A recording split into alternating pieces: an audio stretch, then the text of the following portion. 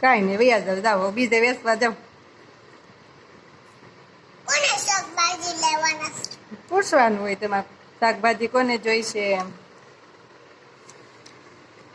ટોપલી ચડાવવી પડશે કે આઈથે ચડાવી લેવું હાથે.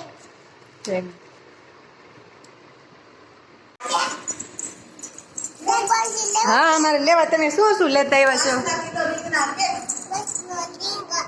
તમને રીંગણા આપો થોડાક આખો લીંબુ.